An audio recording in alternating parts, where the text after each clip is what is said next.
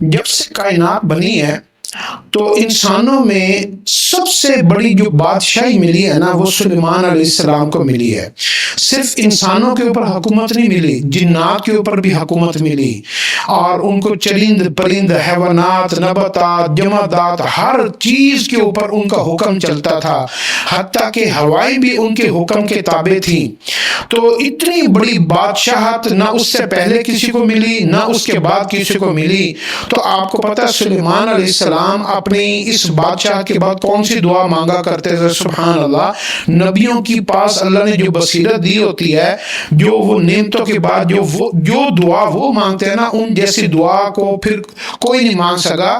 تو نبیوں کی دعائیں پوری زندگیوں کا، پورے تجربوں کا نچوڑ ہوتا ہے، اور اللہ ہی وہ دعائیں ان کو سکھاتا ہے، اور اللہ کو وہ دعائیں اتنی پسند ہوتی ہیں کہ اللہ نے وہ نبیوں کی زبانوں سے وہ دعائیں کہلوائیں، اور وہ ساری دعاؤں کو اکٹھا کر کے اللہ رب العزت نے ہمارے اوپر احسان فرمایا کہ قرآن پاک اپنے کلام کے اندر ہمیں وہ ساری دعائیں کٹھی ہمیں عطا فرما دی کہ تم میری یہ دعا بھی مجھ سے مانگ لے کر، میرے فلاں نبی نے مانگی تھی، تم مانگو گے میں بھی تمہاری بھی ویسے مدد کروں گا۔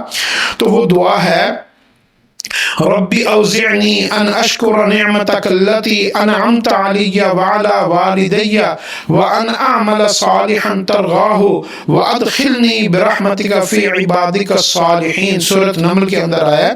تو اس دعا کا مفہوم یہ ہے، ایک دفعہ اس کو عربی میں دوبارہ پڑھ لیتے ہیں۔ ربی اوزعنی ان اشکر نعمتک التي انعمت علی وعلی والدی وان اعمل صالحا ترضاه وادخلنی برحمتک فی عبادک الصالحین۔ اس دعا کے اندر دو باتوں کی درخواست کی گئی ہے، ایک اعمال صالحہ کی، اور ایک اللہ کی ہر دی ہوئی نعمت اور کے اوپر شکر کی، اور اس کے بعد اللہ کی ہمیشہ رحمت ہمارے اوپر غالب رہے، ہم ایک لمحے کے برابر بھی یعنی اللہ پاک کی رحمت سے محروم نہ ہو۔ یہ تھا سلیمان علیہ السلام کی دلی خواہش۔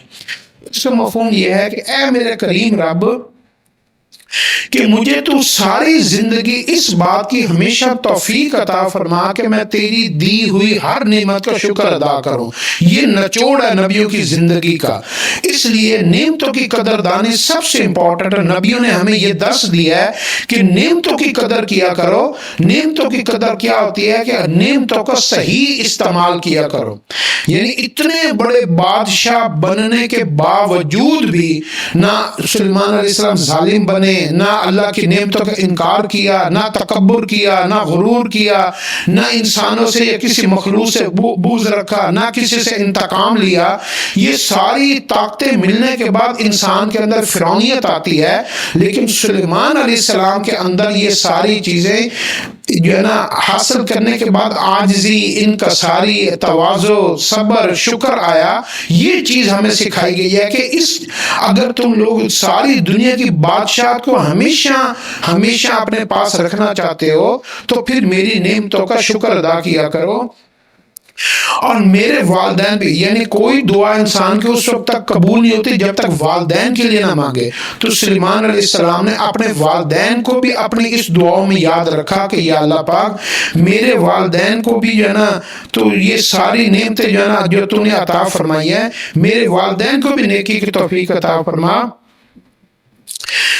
جو نعمتیں آپ نے میرے والدین پر کی ہیں یا اللہ، میں اس کے اوپر بھی تیرا شکر ادا کرتا ہوں، اور جو نعمتیں تو نے مجھے دی ہیں میں اس پر بھی تیرا شکر ادا کرتا ہوں اور اس کی توفیق مانگتا ہوں۔ اور یا اللہ پاک ایسے اعمال صالحہ کی مجھے توفیق عطا فرما، مجھے ایسے نیک اعمال کی توفیق عطا فرما۔ اتنا کچھ ملنے کے باوجود نافرمان ہونے کے بجائے کیا مانگ رہے ہیں؟ یا اللہ میں ایسا اس کو استعمال کروں ان ساری تیری دی ہوئی نعمتوں کو، اور ایسے نیک اعمال کرو جس سے تو خوش ہو جائے اور تیری رحمت میرے اوپر واجب ہو جائے، اور اپنی رحمت سے تو مجھے اپنے نیک بندوں کے ساتھ شامل فرما۔ ہماری زبانوں کے اوپر کیا ہوتا ہے؟